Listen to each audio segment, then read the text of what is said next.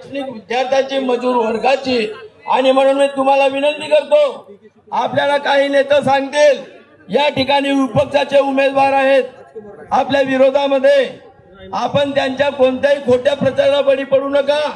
ते उमेदवार कसे आहेत तुम्हाला माहित आहे।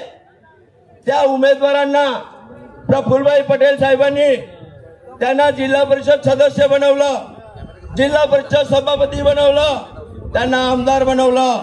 ते प्रफुल्लभाईला सोडून जाऊ शकतात तर ते तुमचे नाव बनतील का? म्हणून जे काँग्रेसचे मतदार बंधू असतील, राष्ट्रवादीचे असतील, यांना विशेष करून सांगतो, कोणाच्याही खोट्या प्रचारात बळी पडू नये। जो काँग्रेसचा उमेदवार आहे ते प्रफुल्लभाईचे होऊ शकले ना, आपले होणार नाही। आणि म्हणून मी तुम्हाला विनंती करतो, या ठिकाणी काँग्रेस पक्षाचे विशेष करून ज्यांना ज्यांना आवाज जात असेल त्या नेते मंडळींना, त्या कार्यकर्त्यांना सांगतो, या काँग्रेसचं लोक म्हणतात भाजप ही घरफोडी पार्टी आहे। मी कधी मानत नाही।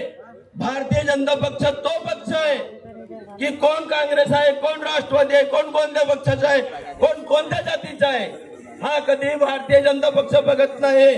तुम्ही बघितलं असाल, मी 15 वर्ष गोरेगाव पंचायतीचा सदस्य राहिलो। गोंद्यामध्ये आमचे गोंदिया जिल्हा परिषद 23 जिल्हा परिषद सदस्य होते, परंतु काँग्रेसवाल्यांनी भारतीय जनता पक्षासोबत युती केली आणि 15 वर्ष सत्ता भोगली। भाजप हा कधी बघत नाही आमचा विरोधक कोण आहे। आणि म्हणून सांगतो काँग्रेसवाल्यांना की तुम्हाला भारतीय जनता पक्षाने 15 वर्ष सत्ता भोगण्याचा आस्वाद दिला, साथ दिला, आणि म्हणून ज्या ठिकाणी महायुतीची सरकार आहे, भारतीय जनता पक्षाला घेऊन जे उमेदवार आहे त्याला आपण सहयोग केलं पाहिजे। आणि या ठिकाणी सांगतो, आमचे राष्ट्रवादी काँग्रेसचे कार्यकर्ते आहेत, काही लोक आम्हाला सांगतात की आम्ही भाजपासोबत कसे जाणार। मी राष्ट्रवादी काँग्रेसचे जे नेते आहेत इकडे तिकडे फिरतात, त्यांना सांगतो की आम्हाला सत्तेत येण्याकरता कोणी थांबवलं असेल तर ते काँग्रेस आहे। आणि म्हणून राष्ट्रवादी काँग्रेसच्या लोकांनी कोणत्याही प्रकारे काँग्रेसकडे जाऊ नये। प्रफुल्ल पटेल साहेब जसा नेता आपल्याकडे आहे, प्रफुल्लभाई म्हटलं, प्रफुल्लभाईने आपल्या जिल्ह्यामध्ये विकास पुरुष म्हणून आहेत, ते महाविकास आघाडीकडे होते, त्यावेळेस त्यांनी बोनस मिळवून दिलं। प्रफुल्ल पटेल साहेबांनी आपल्या जिल्ह्यामध्ये एक हॉस्पिटल आणलं, कॅन्सरचं मेडिकल कॉलेज आणलं, बिरशीचं एअरपोर्ट आणलं, अदानी पॉवर प्लांट आणलं। मागच्या वेळेस काँग्रेसवाले सांगतात की हम कैसे इधर मदत करणार। नानाभाऊ पटोले काँग्रेसचे प्रदेशाध्यक्ष आहेत, ते स्वतः भाजपमध्ये येऊन फुलावर लढले 2014।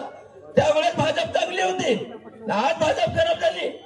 गोपाल अग्रवालजी आहेत, ते साल काँग्रेसचे आमदार राहिले, ते फुलावर येऊन लढले गोंद्यामध्ये, त्यावेळेस काँग्रेस चालली होती। आणि म्हणून मी काँग्रेसच्या लोकांना सांगतो की असे नेते आपल्या फायद्यासाठी हे इकडे तिकडे जातात, आपल्या फायद्यासाठी भाजपासोबत हात मिळवतात। आणि म्हणून आपण गोरगरीब, आपल्याला आपली हे सरकार आहे, माय माऊलींना, महिला भगिनींना पैसा मिळाला पाहिजे, समृद्ध झालं पाहिजे, म्हणून लाडली बहीण योजनेचे 1500 दिलं। काँग्रेसचे लोक कुठून पैसे देतील?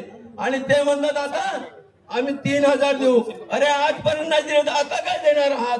आणि म्हणून तुम्हाला सांगतो, शेतकऱ्याचं बिल माफ केलं, शेतकऱ्यांना लाईट मोफत केलं, मुलींचं शिक्षण मोफत केलं आहे। आणि म्हणून तुम्हाला सांगतो, कोणाच्याही खोट्या प्रचाराला बळी पडू नये। जे काँग्रेसचे वोटर्स होतील त्यांच्या सुद्धा महिलांना, त्यांच्या मुलांना शिक्षण मोफत आहे। म्हणून सर्वांनी या ठिकाणी काही अक्ष पक्ष न बघता या आमची तुमची सर्व उमेदवार आपली लढाई आहे। आणि याकरता आपल्या विधानसभा क्षेत्रामध्ये मतदान केंद्रावर जाऊन 1 नंबरची बटन दाबावं आणि एक सर्वसामान्य व्यक्तिमत्व पटोले साहेब आहेत यांना निवडून द्यावं अशीच आपण विनंती करतो। आणि आदरणीय प्रफुल्लभाई पटेल साहेब आणि महायुतीच्या माध्यमातून सर्वांचं अभिनंदन करतो, स्वागत करतो। जय हिंद, जय वर्ग अर्जुन।